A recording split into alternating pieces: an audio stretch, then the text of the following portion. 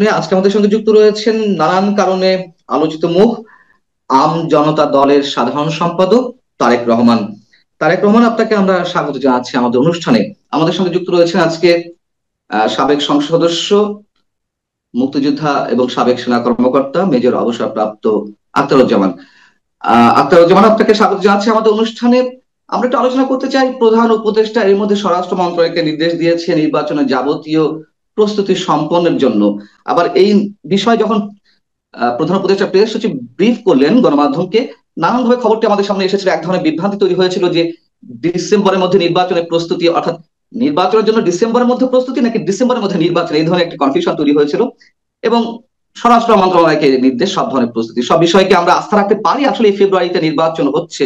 MP যে সঙ্গে যে লন্ডন বৈঠক প্রধান উপদেষ্টা, সেখানে স্পষ্ট বলা হয়েছিল, যদিও ওখানেও ইফ বাট কিন্তু ছিল, যে সব প্রস্তুতি সম্পূর্ণ হলে ফেব্রুয়ারিতে নির্বাচন।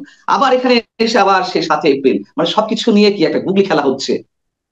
দেখেন, আমি তো গ্রামের মানুষ। আমার বাংলা শব্দের মধ্যে কতগুলা অত্যন্ত সুন্দর শব্দ চলে আসে, যে শব্দগুলো আবার অন্যের গায়ে ভালো গায়ে লাগবে না। তা আমি সুন্দর সুন্দর শব্দগুলো ব্যবহার করতে চাই না। তবে আমি বলবো যে এই যে জাতিকে বিভ্রান্ত করা হচ্ছে, এবং সেই বিভ্রান্তকর বক্তব্যের মধ্যে সে নির্বাচন নিয়ে একটা হেয়ালি করছে, এতে জাতিকে একটা বিভ্রান্তির দিকে ঠেলে দেওয়া হচ্ছে। আপনাকে আমি বলেছিলাম, গত তারিখেও একটা আলোচনায় বলেছিলাম, যে রাষ্ট্রটাকে, জনগণকে একটা বিভ্রান্তির দিকে ঠেলে দেওয়া হচ্ছে, একটা ভয়াবহ অবস্থার দিকে ঠেলে দেওয়া হচ্ছে। সে জানান দিল 17,000 পুলিশ নেওয়া হয়েছে। 17,000 পুলিশ কবে নিলেন, তাদের প্রশিক্ষণ কত মাসের, কোথায় প্রশিক্ষণ হচ্ছে, এ ব্যাপারে কোনো বক্তব্য নাই। এটা স্বরাষ্ট্র সম্বন্ধে যেটা বলা মন্ত্রণালয় হয়েছে, 17,000 পুলিশ, কোস্টগার্ড এবং বিডিআর সদস্য, সম্ভবত বিজিবি সদস্য, তাদেরকে আহ ডিসেম্বরের মধ্যে সব ধরনের প্রশিক্ষণ দিয়ে প্রস্তুতি নেয়ার। এটা হলো নতুন নতুন নিয়েছে বললো। আচ্ছা। এখন তো সব নতুন নিয়েছে, নতুন কবে নিলেন, কোথায় নিচ্ছেন, কয় মাসে প্রশিক্ষণ দিচ্ছেন, কি প্রশিক্ষণ দিচ্ছেন? হুম, যেখানে মারণাস্ত্র ব্যবহার করা যাবে না, সেখানে প্রশিক্ষণের কি আছে? আর সেখানে 7 দিন প্রশিক্ষণ যথেষ্ট। আইন কানুন নিয়ম নীতি পড়ায় দেওয়া বা পুলিশকে খালি হাতে হাঁটা একটা মানে করা। তারপরে আমাদের ছোট ভাই এনসিপি, যাকে আমরা বলছি, তাকে আমরা নার্স করতে চাই, নার্সিং করতে চাই, তাদেরকে আমরা তৈরি করতে চাই, তাদেরকে আমরা আগামী রাজনৈতিক ভাবে তৈরি করতে চাই। তাদের সব বিষয়ে একবারে কথা বলাটা ঠিক হচ্ছে না। নির্বাচনে আসার মতো প্লেয়ার ভাই, এনসিপি ভাই, ছোট ভাই, তোমরা এখনো হও নাই। তোমরা এখনো আন্দোলনের তোমরা বড় ফ্যাক্টর, 100 বার মানি। হামলা মামলা মব জাস্টিস এগুলো করার জন্য তোমরা উস্তাদ। এগুলোর মধ্যে তোমাদের কোনো সামনে কেউ দাঁড়াতে পারবে না। কিন্তু নির্বাচনের মাঠে তোমরা এখনো নস্যি। তোমরা জেলায় জেলায় ঘুরে বেড়াচ্ছ, দেখতেছো না কতজন লোক তোমাদের সঙ্গে আসতেছে, কতজন লোক তোমার সঙ্গে যাচ্ছে। তারপরে শুরু করছো কাঁঠাল খাইয়া।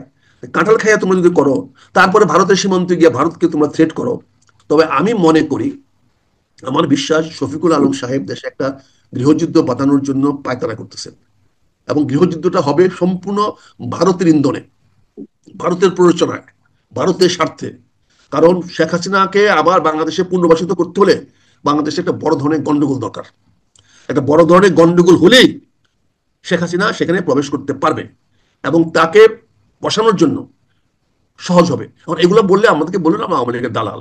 আর না, আমরা নিজেরা যদি তাই হয়, আমি যদি একটু প্রশ্ন করি, যদি তাই হয় ভারত এটি চাইছে বা শেখ হাসিনা এস্টাবলিশমেন্টের জন্য এটা প্রয়োজন, তাহলে এটা যদি অন্য সবাই বুঝতে পারে, এটা কি শফিকুল আলম সাহেবরা বুঝতে পারছেন না যে তারা কোন ফাঁদে পা দিচ্ছে এবং যে মব ভায়োলেন্সের সৃষ্টি হচ্ছে, একটা অস্থিতিশীল অবস্থা, চরম একটা অস্থিতিশীল অবস্থা, তাতে তো সেই দিকে আপনি যেটা মন্তব্য করছেন যে গৃহযুদ্ধের দিকে যাচ্ছে দেশ, তারা তো সেদিকেই নিয়ে যাচ্ছে। তাহলে তারা কেন এটা বুঝতে পারছেন যে এই অবস্থা সৃষ্টি হলে, এরকম একটা আন্দাজ তৈরি হলে তাতে তৃতীয় পক্ষের সুবিধা হবে। খুব সুন্দর কথা বলেছেন। তৃতীয় পক্ষটা কে? আপনি যাতে কথা বলছেন, তৃতীয় পক্ষ যদি আমার পক্ষ আওয়ামী লীগ হয়ে বা থাকে, হ্যাঁ, তৃতীয় পক্ষ জি, যদি আমার পক্ষ হয়ে থাকে, আমি আচ্ছা, যদি চাই তৃতীয় পক্ষ আসুক, তৃতীয় পক্ষ আসলে আমি সেফ থাকবো, আমি সেফ এক্সিট পাবো। কারণ যেহেতু বুঝতে পারছি, প্রথম, একটু ক্লিয়ার করুন।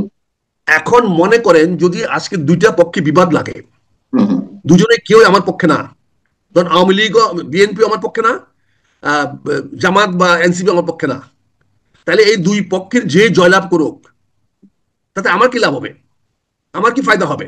হুম, হুম। অথচ আমি যদি দুই পক্ষকে লাগিয়ে দিয়ে যদি আমি তৃতীয় পক্ষ আওয়ামী লীগকে লাভবান করতে পারি, তাহলে আওয়ামী আমি লীগ তো সেটাই আমাকে বলছি, রক্ষা করবে। আওয়ামী লীগ আমি তো আমার সেটাই পক্ষে। বলছি। আচ্ছা, এটা আচ্ছা, আচ্ছা। সিম্পল খেলা, এটা হুম, সিম্পল হুম, খেলা, এটা সিম্পল খেলা। কারণ আমি তখন বলতে পারবো যে ভাই তোমাকে তো আমি আনছি। দেখেন, 3টা ঘটনা খুব দ্রুত ঘটে গেছে গত কয়েক মাসে। একটি ঘটনা হলো, এই সরকার কোনো ভালো বাজেট দিতে পারে নাই, জনগণের প্রত্যাশা মতো বাজেট দিতে পারে নাই। দ্বিতীয়ত, মনার উপরে খাড়া ঘা, মার্কিন যুক্তরাষ্ট্রের শক্তি দিয়ে এই সরকার টিকে থাকার একটা বাহানা দেখাচ্ছিল। মার্কিন সরকার এই সরকারকে আনছে, সেই মার্কিন সরকার 25-35% ট্যারিফ বসিয়ে দিয়েছে, শুধু না বলছে এটা নিয়ে কোনো আলোচনা করবে না, এটা নিয়ে আলোচনার কোনো স্কোপ নাই, এটা হবে, তোমরা পালন করো, পালন করে আমেরিকার সঙ্গে ব্যবসা বাড়াও, আমেরিকাতে আসো, এখানে ব্যবসা বাণিজ্য করো, অথবা আমেরিকার দ্রব্যের ট্যারিফ কমাও। যদি এছাড়া অন্য কারোর সঙ্গে কথা বলো, এমনকি কারোর সঙ্গে কথা বলতে যাও, তাহলে পানিশমেন্ট দিবে সে। এখানে তাহলে আপনারা দেখেন এই ধরনের চাপের মুখে কেন রাখছে?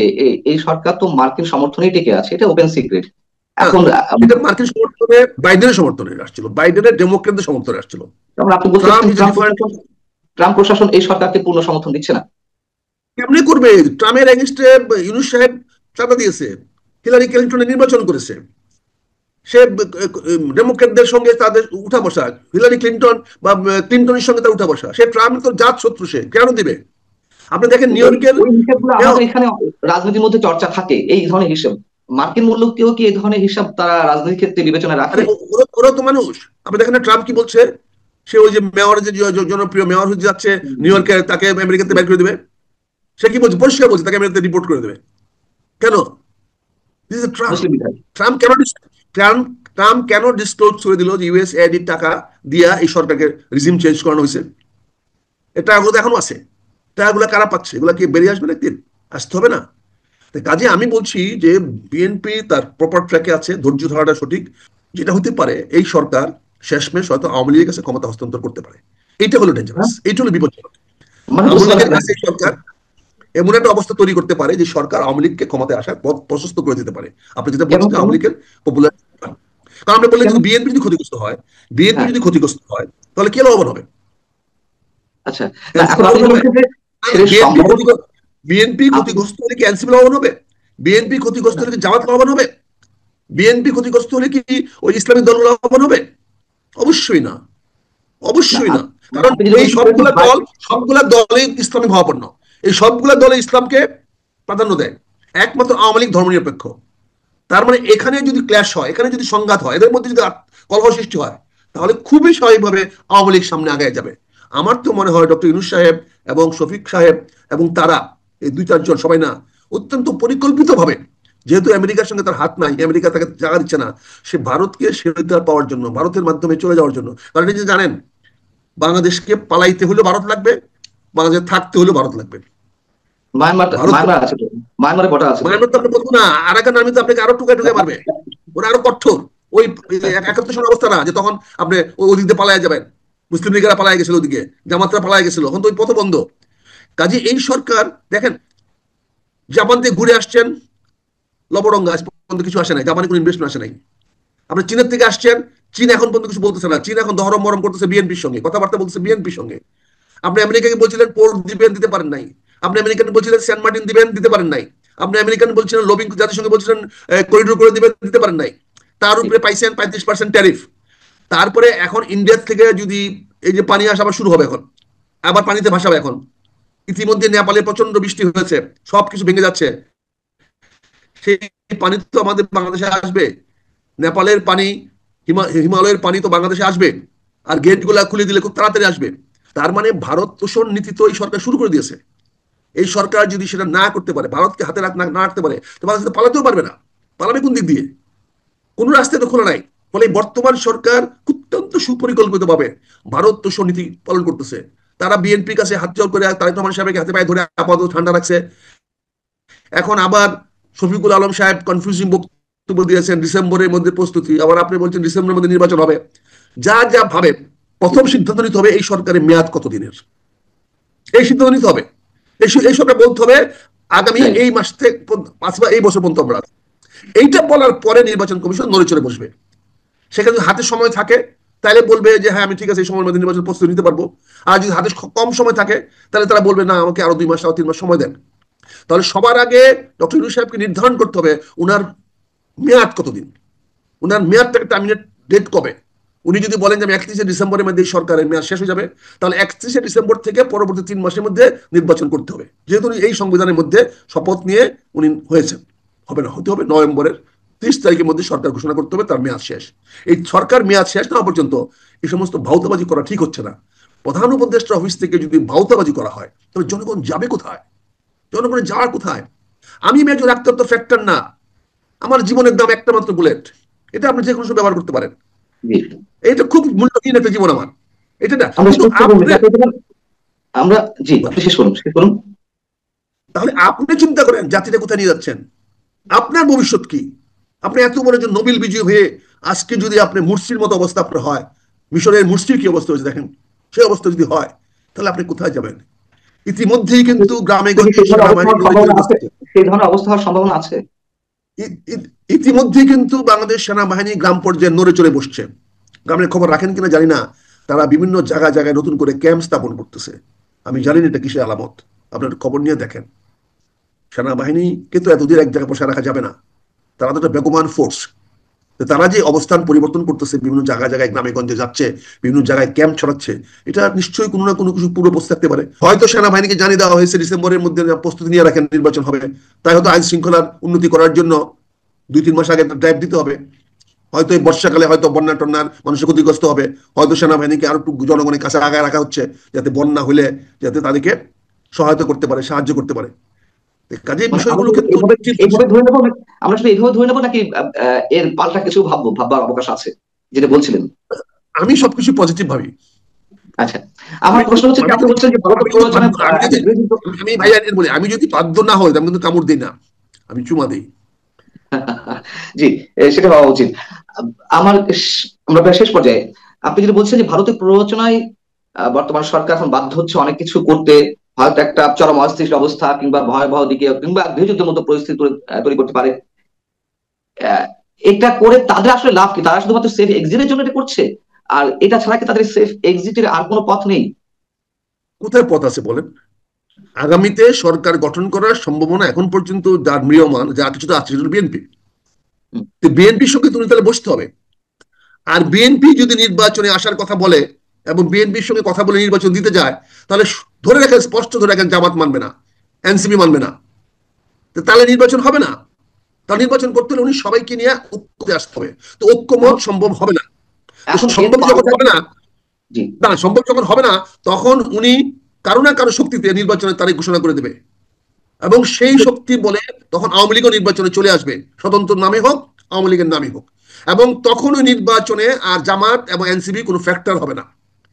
তখন খেলাটা হবে আবার আওয়ামী লীগ ভার্সেস বিএনপি, বাকিরা আবার তাদের দলে চলে যাবে, এবং সেখানে ভারত একটা বড় রোল প্লে করবে। আপনারা দেখেন ট্যারিফে ভারতের ট্যারিফ বাড়ানো হয় নাই, আমাদের মতো গরিব দেশে 35%, আর ভারতের 20%, ভিয়েতনামের 20%। এখান থেকে বোঝার চেষ্টা করেন, ভারতকে দেওয়া হচ্ছে 20% ট্যারিফ শুল্ক, আমাদেরকে দেওয়া হচ্ছে 35%। ভিয়েতনামকে, আমাদের প্রতিযোগী গার্মেন্টস সবচেয়ে বড় প্রতিযোগী হলো ভিয়েতনাম, সেই ভিয়েতনামকে দেওয়া হয়েছে 20%, আমাদেরকে দেওয়া হয়েছে 35%। এখান থেকে বোঝার চেষ্টা করেন মার্কিন সরকারের, ট্রাম্প সরকারের, ট্রাম্প প্রশাসনের দৃষ্টিভঙ্গি আমাদের প্রতি কি। তারা আমাদের পক্ষে না বিপক্ষে, আমাদের সরকারের ভালো চায় না বিপক্ষে চায়। তো এখানে নির্বাচন ছাড়া কোনো পথ নাই, এই সরকার নির্বাচন ছাড়া কোথাও যেতে পারবে না।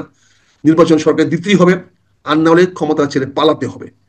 আমরা চাই না এই সরকার ক্ষমতা ছেড়ে পালাক, তার নির্বাচন দিতেই হবে। এই নির্বাচন দিতে হলে যত দেরি করবে ততই নির্বাচনটা আওয়ামী লীগের পক্ষে যাবে, ততই নির্বাচনে ভারতের প্রভাব বাড়বে, ততই নির্বাচনে ওই যতই আমরা ভারতকে গালাগালি গালাগালি করবো, যতই ভারতের বিএসএফ কে খুনি বলবো, ততই আমাদের বিরুদ্ধে ভারতীয় জনমত তৈরি করতে ভারতীয় সরকারের জন্য ভালো হবে। ভারতীয় সরকার বলতে পারবে যে বাংলাদেশের রাজনৈতিক দলগুলো আমার বিএসএফ কে খুনি বলতেছে, এখন আমরা কি করব? অবশ্যই ভারতীয় জনমত আমাদের পক্ষে আসবে না, অবশ্যই ভারতের জনগণ মোদী সরকারের পক্ষে যাবে, অবশ্যই মমতা ব্যানার্জির পক্ষে যাবে। তারা যদি আমাদের বন্ধু না হয়, আমার প্রতিবেশী যদি আমার বন্ধু না হয়, আমি তালা মেরে নিরাপদ থাকতে পারবো না, বাড়িতে দেওয়াল তুলে নিরাপদ থাকতে পারবো না। আমার নিরাপদ নিরাপদ থাকতে হলে আমার প্রতিবেশীর সঙ্গে আমার একটা একটা ওয়ার্কিং সম্পর্ক রাখতে হবে, গুডউইল না হোক, ভালো না হোক, কিন্তু একটা ওয়ার্কিং সম্পর্ক রাখতে হবে। এই ধরনের বক্তব্য দিয়া, সীমান্তে এসে বক্তব্য দিয়া ওয়ার্কিং পরিবেশ হবে না।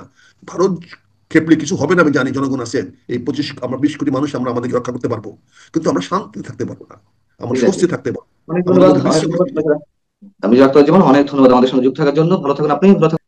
আমি একটু প্রথমেই জানতে চাই আপনার কাছ থেকে, যারা আপনার আদর্শ ছিলেন এক সময়, এখন তারা আপনার কাছে বেশ বিতর্কিত হয়ে পড়েছে বা আপনি বেশ সাহসিকতার সঙ্গে তাদের সমালোচনা করে যাচ্ছেন, এর কারণটি আসলে কি? আমরা গণ অভ্যুত্থানে গণ আন্দোলনে একসঙ্গে পারফর্ম করেছি, সে কারণে পরস্পরের সাথে বন্ধুত্ব তৈরি হয়েছিল। কিন্তু যখন আমরাই বিভিন্ন বা এই গণ অভ্যুত্থানের ভিতরের লোকেরাই বিভিন্ন অপকর্মে জড়িয়ে পড়েছে, তো আমরা তো টিপিক্যালি রাজনীতিবিদ না, যদি বলেন ওইভাবে। আমরা অ্যাক্টিভিস্ট, বিদ্রোহী, বিদ্রোহকারী। তো আমরা আমাদের জায়গা থেকে ওই বিদ্রোহগুলো জারি রাখছি আর কি, যে আচ্ছা। কোনো অন্যায় দেখলে। তো এইটা তারা হজম করতে পারছে না, যারা আমাদেরকে আদর্শ মনে করতো। যখন তাদের পছন্দের কোনো ব্যক্তির বিরুদ্ধে কথা বলি, তখন তারা হুম, এটা হুম। হজম করতে পারে না, এই জন্য একটু গালিগালাজ করে আর কি। আপনি যেমন একটু এক্সাম্পল দিবেন, যেমন আপনার এই দলের নামও তো দেওয়া ছিল প্রবাসী একজন অ্যাক্টিভিস্টের, নাকি? এটা আসলে শাপলু ভাইয়ের নাম দেওয়া। তো এটা আচ্ছা। শাপলু ভাই নামটা দিয়েছিলেন, শাপলু ভাই নিজে আমাকে বলেছেন। কিন্তু ওটা পিনাকি দাদা বলেছিলেন যে এটা উনি দিয়েছেন, কিন্তু আমরা পরে জানতে পারি ক্রস চেক করে এটা শাপলু ভাইয়ের দেওয়া নাম। আচ্ছা, এখানেও তার এই ধরনের দাবি কেন যে তিনি দিয়েছেন, এটি মানে না না, আপনাদের উপর একটা উনি দাবি দাবি করে করেন কেন? বা এরকম না তো, মানে আমি বলেছিলাম, উনি আমাকে বলেছিল নাম দেওয়া আমজনতার দল। এটা আসলে উনি আচ্ছা। শাপলু ভাইয়ের কাছ থেকে শুনে বলেছিলেন, এটা আর কি। আচ্ছা, তা এখন সেই পিনাকি ভট্টাচার্যের বিরোধিতা আপনি বেশ করছেন, বেশ সমালোচনা মুখর, এবং আপনি বললেন যে তাদের গ্রুপের কারোর সমালোচনা করলে সেই তারাই আবার আপনাদেরকে বা তাদেরকে সহ্য করতে পারে না। কি কারণে সহ্য করতে পারছে না আপনাদেরকে? এখন এত যখন হৃদ্যতা ছিল, ভালো সম্পর্ক ছিল, ঘরের লোক হিসেবে এক কথা বলা যায়, ঘরের মানুষ ছিলেন, আহ নানান ধরনের পরামর্শ নিয়েছেন, এখন কি এমন ঘটলো যে আপনারা তার বিরোধিতা করছেন বা সমালোচনা করছেন? আমরা তো একসাথেই গণ অভ্যুত্থানে আলোচনা পরামর্শ করে কাজ করেছি। গণ হুম। অভ্যুত্থান পরবর্তী সময়ে আমরা একটা স্থিতিশীল, ধীর স্থির রাষ্ট্র চেয়েছি। পিনাকি ভট্টাচার্যরা সেই স্থিতিশীল রাষ্ট্রটা চায় না। স্থিতিশীল রাষ্ট্র মানেই ধীরে ধীরে একটি গণতান্ত্রিক বাংলাদেশের দিকে আমরা হাঁটবো। তো অস্থিতিশীল থাকলে তারা কিছুটা লাভবান হয়, বিভিন্ন মব সৃষ্টি করলে মাতুব্বরি করতে পারে, এটা হলো বিষয়। সেটা সেনাবাহিনীর বিষয়ে আপনারা দেখেছেন, সেনাবাহিনীকে বিতর্কিত করার বারবার চেষ্টা করেছে তাদের গ্রুপটা। তো আমরা ওই জায়গা থেকে তাদের পথে চলতে আর পারি নাই, কারণ আমরা তো সেনাবাহিনীকে ভালোবাসি, তাই না? তাদের এক্স্যাক্টলি তারা ওয়াকার ওয়াকার বলে, কিন্তু তাদের শত্রুতাটা সেনাবাহিনীর বিরুদ্ধে। মানে আমি একটু যদি খুলাসা করি সংক্ষেপে, যে সেনাবাহিনীর বিরুদ্ধে আপনাদের অবস্থান নেওয়ার আহ্বান জানিয়েছিল বা নির্দেশনা অনুরোধ যাই বলে না কেন, সেরকম একটি জি, নির্দেশনা ছিল, এইটা কিন্তু অস্বীকার আপনারা, করতে পারবে না। জি, সেনাবাহিনীর বিরুদ্ধে অবস্থান নেওয়ার ধরনটা কি? মানে তার প্রতিবাদ করতে হবে, তার সমালোচনা করতে হবে জেনারেল ওয়াকার সাহেবের, এরকম কিছু, নাকি এর চেয়ে ভয়ঙ্কর কিছু? না, দেখেন, ওয়াকার সাহেব তো একজন ব্যক্তি, তাই না? আর হুম, সেনাবাহিনীর এইরকম একটা তাদের, বা সেনাবাহিনীকে এবং সরকারকে মুখোমুখি দাঁড় করায় একটা আনরেস্ট সিচুয়েশন তৈরি করা। তাদের ভিডিওর কাটতি প্রয়োজন, ভিডিও বানায় প্রতিদিন, নতুন নতুন থাম্বনেল প্রয়োজন, নতুন নতুন ইস্যু প্রয়োজন। আর সেনাবাহিনীর বিরুদ্ধে বললে মানুষ একটু বেশি বাপরে বাপ, সেনাবাহিনীর বিরুদ্ধে বলছে, এই হুম। ধরনের একটা, হ্যাঁ, কতজন বলে। এইটাকে সুযোগ লাগায়ে এই বেশ কিছু ইউটিউবার আছে, তারা সেনাবাহিনীর মুখটা বারবার উচ্চারণ করে শুধুমাত্র ভিউ এর জন্য। হ্যাঁ, না, এটা তো মানে শুধু ভিউ, মানে একটা লাখ লাখ ভিউ আর ক টাকা আসে, নাকি বিহাইন্ড দ্য স্ক্রিনে আরো কোনো ধরনের আর্নিং সোর্স আছে? এমনিতে বিহাইন্ড দ্য স্ক্রিন কিছু থাকতে পারে। গণ অভ্যুত্থানের সময় প্রাথমিক লেভেলে এই আন্দোলন, ভারতের সাজায় দেওয়া আন্দোলন, এই আন্দোলন শেখ হাসিনা সাজায় দেওয়া আন্দোলন, এই ন্যারেটিভ গুলো পিনাকি ভট্টাচার্যদের দেওয়া, ঠিক আছে। এবং সে আপ্রাণ চেষ্টা করছে এই আন্দোলনকে প্রশ্নবিদ্ধ করার। তার কারণ মানে আমার প্রশ্ন হচ্ছে যে শুধুমাত্র ভিউ এর কারণে কি এরকম চটকদার কথাবার্তা কিংবা আক্রমণাত্মক কথাবার্তা বলা হয়, নাকি বিহাইন্ড দ্য স্ক্রিন আরো অনেক কিছু আছে, অন্য একটা কোনো জিনিস, আর্নিং? জি, একটা বিষয় থাকার সম্ভাবনা আছে। পিনাকি ভট্টাচার্য তো প্রো আমেরিকান পলিটিক্সটা মনে হয় করে, বা আমেরিকার প্রতি অনুগত তার একটা ইয়ে আছে, বা ওই লবিতে সে কাজ করে। অনেকে তো বলেন তিনি রয়্যাল এজেন্ট। তো আমেরিকা র এগুলো তো কাছাকাছি বিষয়, তাই না? হুম। কাছাকাছি বিষয়। তো সে জায়গা থেকে আমাদের বন্দর করিডোর এই বিষয়গুলো নিয়ে সেনাবাহিনী যে বিরোধিতা করবে, এটা আমরা যদি এখন জানি তাহলে এই ঘটনাটা আরো 3 মাস আগের ধরেন, তাই না? তো জি। সেই জায়গা থেকে যে ওনাদের বিরোধিতা আগে থেকে হয়তো বা ছিল, যে কারণে ওনাকে সরানো বা সেনাবাহিনী রিসেবল করা। রিসেবলটা করলে তারা এই কাজটা সহজে বের করতে পারবে, করিডোরের বিষয়টা আমেরিকার হুম। স্বার্থ হাসিল করার জন্য বা ইন্ডিয়ান স্বার্থ হাসিল করার জন্য, এরকম একটা বিষয় রয়েছে। আপনি বলছেন যে মব হলে তাদের লাভ, বাংলাদেশ অস্থিতিশীল হলে তাদের লাভ, এই লাভের ধরনটা কেমন? মানে বিশাল কোনো গেম চলছে আপনার কাছে মনে হয়? না, এটা দেখেন, প্রত্যেকটা মবের পিছনে অর্থনৈতিক কারণ আছে। একটা স্কুলের প্রধান শিক্ষককে মব সৃষ্টি করে সরাবে, ওই স্কুলের আরেকজন শিক্ষক প্রধান শিক্ষক হতে চায়, যে কারণে সেই ফিনান্সটা করে এই মবের হুম। পিছনে। আমরা এটা খুব স্ট্রংলি ফাইন্ড আউট করেছি।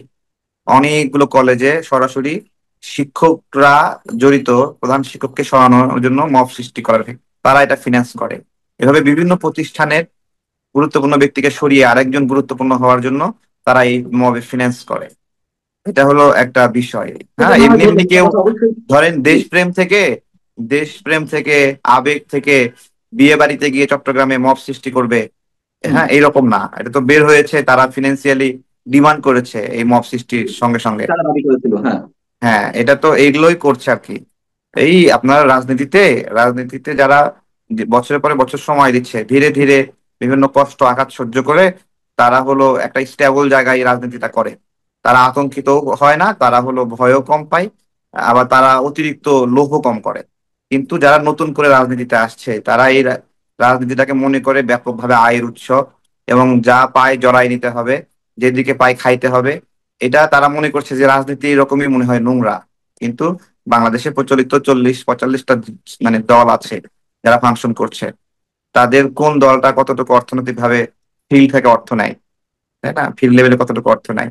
বড় কয়েকটা দল ছাড়া কাউকে মানুষ দান করে না। বিএনপি, হুম, হুম। ইসলামী আন্দোলন, জামাতে ইসলাম, আওয়ামী লীগ, আর এখন এনসিপি, এছাড়া অন্যান্য অপরাপর ছোট ছোট দলে কেউ অর্থায়ন করে না। এরা নতুন করে রাজনীতিতে এসে ভাবছে যে এখানে এরকম চিপ দিলেই মনে হয় টাকা বের হয়। ওই চিন্তা থেকে ওই মানুষকে চিপ দিয়ে কষ্ট দিচ্ছে আর কি। আচ্ছা, আমি যদি পাল্টা প্রশ্ন করি, যে আপনি যখন ভারত বিরোধী ভারতের পণ্য বিরোধী একটা আন্দোলন শুরু করেছিলেন, ব্যাপক সাড়া ফেলেছিল, অনেকে তো বলতো যে আপনি বোধহয় আইএসআই এর এজেন্ট। আবার এখন আপনি বলছেন যে তারা র এবং যুক্তরাষ্ট্র বা সিআইএ এর এজেন্ট। সাধারণ মানুষ আসলে কোনটাকে বেছে নেবে? অনেক ধন্যবাদ, ভালো কথা বলেছেন। আমি আসলে আমার জায়গা থেকে যখনই সীমান্তে নাগরিক হত্যা হতো, আমি হ্যান্ড মাইক নিয়ে বের হয়ে পড়তাম। হুম, হুম। আমার কাজের দেখেছেন। পরিধি ছিল অত্যন্ত ছোট। আমি আমার জি। জায়গা থেকে আমার রাগ হতো, ক্ষোভ হতো, আমি সেই রাগ এবং ক্ষোভ থেকে দেশের মানুষকে জানাইতাম যে আপনারা কি জানেন এরকম বাংলাদেশে এই পঞ্চগড় সীমান্তে নাগরিক হত্যা করা হয়েছে, ঝিনাইদহ সীমান্তে ব্রাহ্মণবাড়িয়া, আখাউড়া, এগুলো আমি, এটা আমার অনেক আগে থেকে আমি এটা করতাম। এটাকেই আপনার হলো পুঁজি করে পিনাকি ভট্টাচার্য। হ্যাঁ, সে বারবার এই ভিডিওগুলো দেখাইতো, তার ভিডিওর মধ্যে এতে তার ভিডিও চমকপ্রদ প্রদর্শনযোগ্য হতো। তো এটা হলো একটা বিষয়। আমরা আমাদের জায়গা থেকে ছোট ছোট, এগুলো অনেক বড় কোনো মানে অ্যাচিভমেন্টের উদ্দেশ্যে নেমে পড়ছি, এদের দ্বারা অনেক মানুষ প্রভাবিত হবে, বিষয়টা এরকম না। মাত্র 4-5 জন মানুষ আমরা মানুষকে সচেতন করার এই কাজটা করতাম। এটা এখনো করি। সীমান্তে যখনই নাগরিক হয়, গত কয়েকদিন আগে ঝিনাইদহ সীমান্তে নাগরিক হত্যা হলো, আমরা পররাষ্ট্র দপ্তরের সামনে গিয়ে দরজা বন্ধ করে রাখছিলাম 1 ঘন্টার মতো, যে আপনারা কেন প্রতিবাদ করলেন না রাষ্ট্রের পক্ষ থেকে। তো এটা আমাদের মানে লড়াইয়ের একটা ভাষা।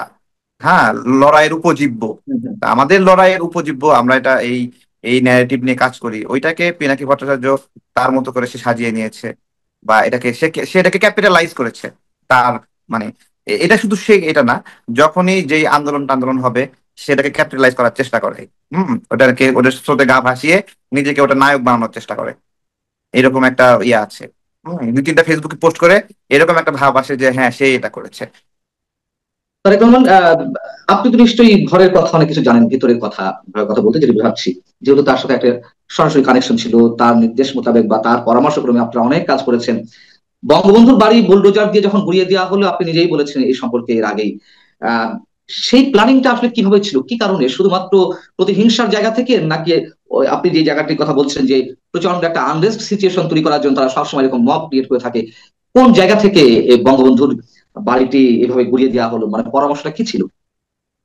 জি, প্রথমত ধানমন্ডি 32 বঙ্গবন্ধুর বাসভবন, শেখ মুজিবের বাসভবন, এটা নিয়ে আমরা আমাদের দলের পক্ষ থেকে আলাদা একটা বার্তা বিবৃতি আমরা মানে বিয়ার করব।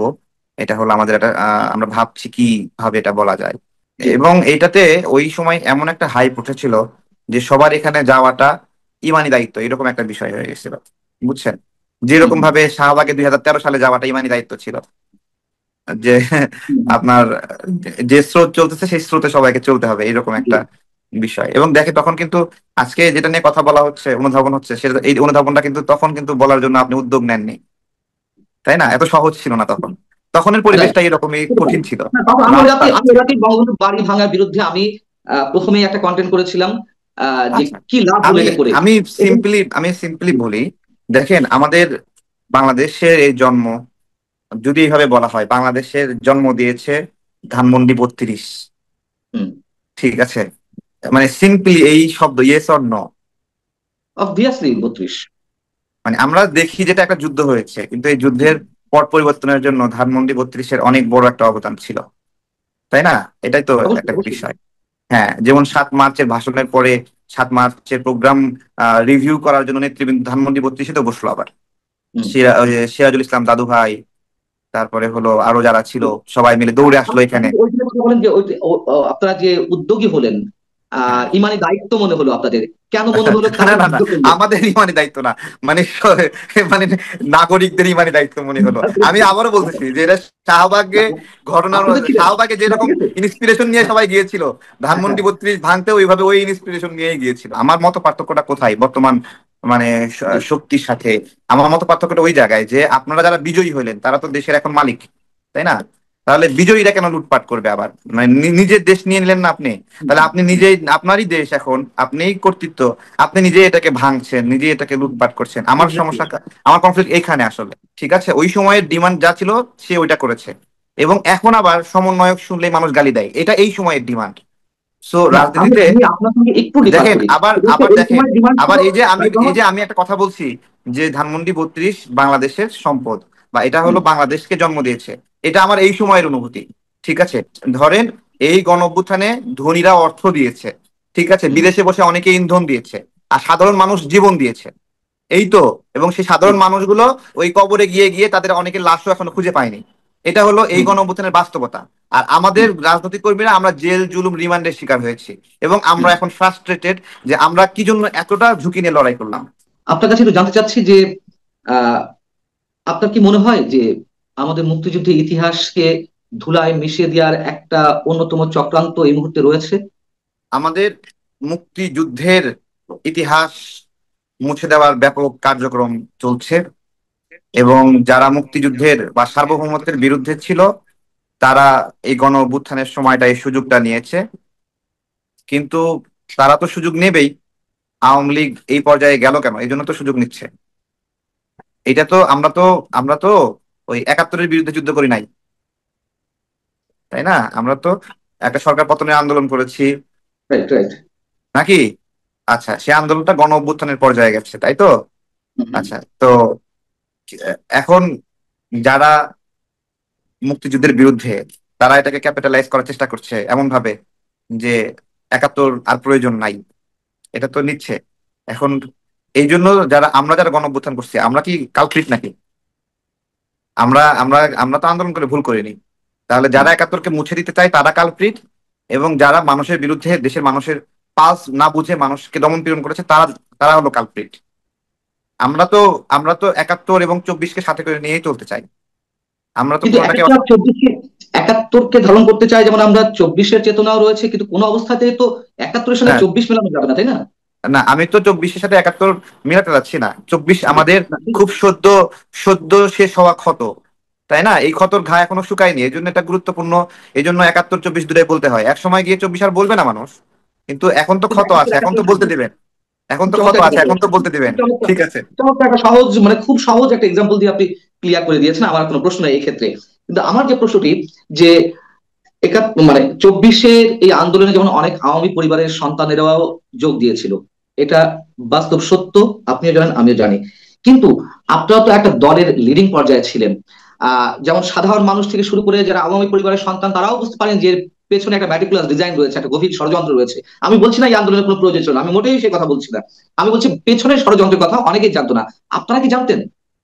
আমি আপনাকে খুব সাদামাটা ভাবে বলি, জি। অনেক ধন্যবাদ। আওয়ামী লীগের যে সকল সন্তানরা বা ছাত্রলীগের ছেলে পেলে এই আন্দোলনে যুক্ত হয়েছিল, তারা আওয়ামী লীগের চেতনায় মানে উদ্ভাসিত হয়ে অংশ নেয়নি, বা আওয়ামী লীগকে ভালোবেসে এই আন্দোলনে অংশ নেয়নি। বরঞ্চ আওয়ামী লীগের পলিটিক্যাল সিস্টেম তারা পছন্দ করে না, তারা পরিত্যাগ করে এই আন্দোলনে অংশ নিয়েছে। এটা তো একটা বিষয়। তো জি। এটা আওয়ামী লীগের লোকেরা এটাতে অংশ নিয়েছে, এই জন্য এটা আওয়ামী লীগের ক্রেডিট এরকম না, বরং তারা আওয়ামী লীগকে চ্যালেঞ্জ করেছে। আওয়ামী লীগ ভুল পথে আছে, এই জন্য এক নাম্বার গেল। রাইট। যে ম্যাটিকুলাস ডিজাইনের কথা বললেন, যে বিদেশি শক্তি বা বহিঃশক্তি, হুম আমাদের হুম। এই গণ অভ্যুত্থান শুরু থেকে, একদম ইনিশিয়াল স্টেজের শুরু থেকে, এবং এই গণ অভ্যুত্থানের মাঝ পর্যায়ে, এই গণ অভ্যুত্থানের দুটো অংশ, 17 জুলাইয়ের আগের একটা অধ্যায়, 17 জুলাইয়ের পরের একটা অধ্যায়। 17 জুলাই আত্মসমর্পণের মধ্য দিয়ে একটা অংশের লড়াই শেষ হয়ে যায়, এবং 18 জুলাই পলিটিক্যাল মুভমেন্ট শুরু হয়। ওই একটা গ্রুপ ছিল, ওই গ্রুপ অনেক আগে থেকেই ডক্টর ইউনূসকে কেন্দ্র করে একটা ক্ষমতা কাঠামোর স্বপ্ন দেখতো, মাঝে মাঝেই তারা কথাবার্তা বলতো। হুম, হুম, হ্যাঁ, কে কে উপদেষ্টা হবে তারা লিস্ট করে রেখেছিল বিভিন্ন কিছু। তো ওই হুম। গ্রুপটা এই আন্দোলন করছে বা এই আন্দোলনকে ইন্ধন দিছে, বিষয়টা এরকম না, ঠিক আছে?